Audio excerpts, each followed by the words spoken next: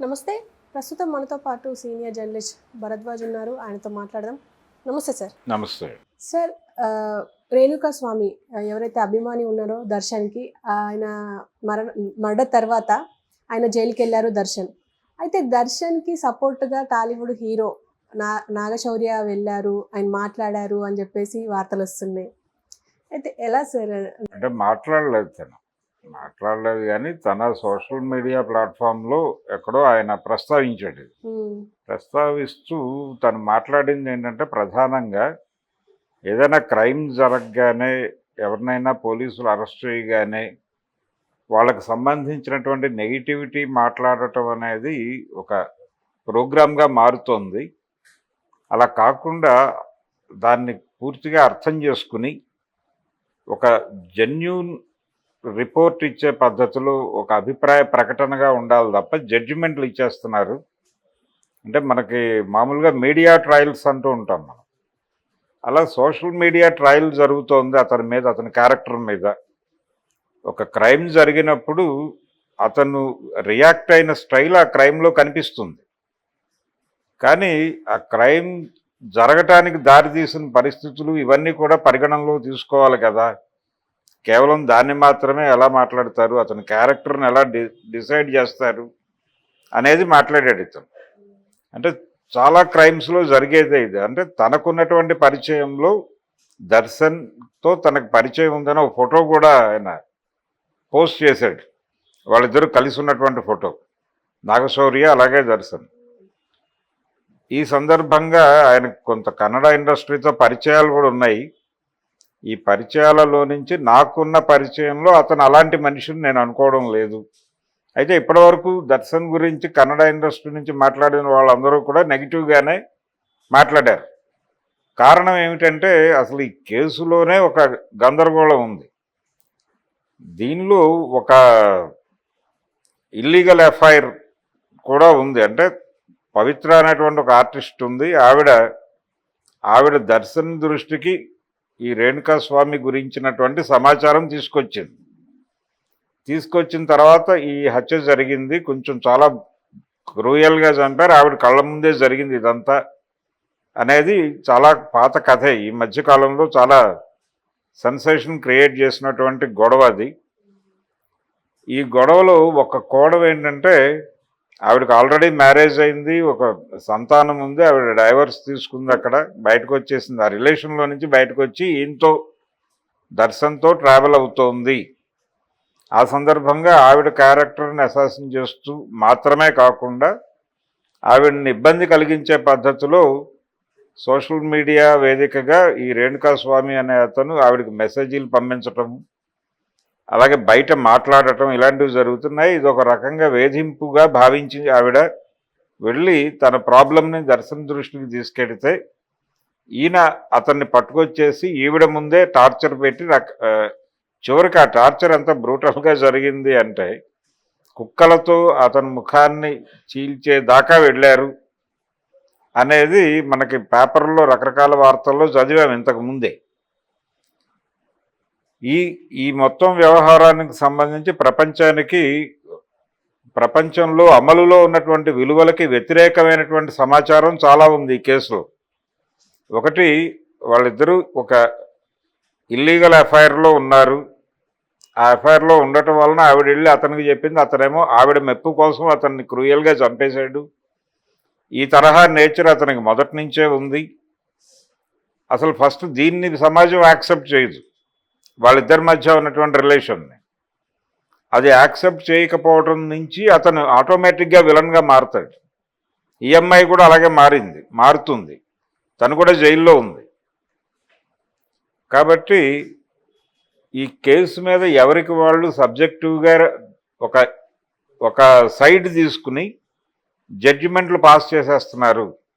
ఈ trend correct కాదు అని అన్నాడు నాగశౌర్య మాట్లాడిన మాటలు తప్పుందని అనుకోనక్కర్లేదు. ఆయన వర్షన్ ఆయన చెప్పాడు, ఆయన కోణం ఆయన చెప్పాడు, ఆయన దీన్ని ఎలా చూశాడో, ఆయనకు ఎలా అర్థమైందో అదే మాట్లాడాడు. ఇప్పుడు సోషల్ మీడియా ట్రయల్స్ ధార్మికంగా విషయాలని జడ్జి చేయటం, ధార్మిక కోణం ప్రవేశించి ఇక్కడ ఉన్నటువంటి ఒరిజినల్ ప్రాబ్లంని పక్కకి నెట్టేయటం అనేది జరిగింది ఆ కేసులో. చాలామంది వాంటెడ్గానే ప్రతి చిన్న విషయాన్ని హైలైట్ చేసి వాళ్ళిద్దరి క్యారెక్టర్స్ని అసాసిన్ చేసే ప్రయత్నాలు చేశారు గతంలో. ఇప్పుడు ఒక మనిషి ఒక అతనితో పెళ్లి చేసుకుని, ఒక మహిళ ఒక అతన్ని పెళ్లి చేసుకుని ఆ వివాహ బంధంలో నుంచి బయటకు వచ్చి ఇంకొక వ్యక్తితో కలిసి ఉండటం తప్పుగా భావించే వాళ్ళు చేసినటువంటి ప్రతి పనిలోనూ తప్పులు వెతికే ప్రయత్నం చేస్తారు. ప్రతి ఇష్యూలోకి ఈ కోణంలో నుంచి పరిశీలన మొదలెడతారు. ఈ ధోరణి ఉంది మనకి. ఈ ధోరణిలో నుంచి చాలామంది జడ్జిమెంట్లు పాస్ చేస్తున్నారు ఆ కేసులో. ఆవిడ క్యారెక్టర్ మీద, ఆవిడతో రిలేషన్ పెట్టుకుని అతని క్యారెక్టర్ మీద. ఇది తప్పు అని చెప్పాడు అతను. తప్పేం కాదు దానిలో. అంటే ఇలా ఎవరికి వాడు జడ్జిమెంట్లు పాస్ చేయకండి. మీకు అతనితో పర్సనల్గా ఏ రకమైనటువంటి పరిచయం లేకుండా కేవలం ఈ సర్క్యులేట్ అవుతున్న వార్తల ఆధారంగా ఒక నిర్ధారణకు వచ్చి మీరు ఒక జడ్జిమెంట్ పాస్ చేసే ప్రయత్నం చేయకండి. దీనివలన వాళ్ళ జీవితాలు చాలా సఫర్ అయ్యే అవకాశం ఉంది అని చెప్పే ప్రయత్నం చేశాడు. చాలా అనునయంగానే చెప్పే ప్రయత్నం చేశాడు నాగశౌర్య. తప్పేం లేదు దానిలో. అతని ప్రయత్నం మంచిదే, నిజమే. అది చాలామంది చేసే పని ఇదే.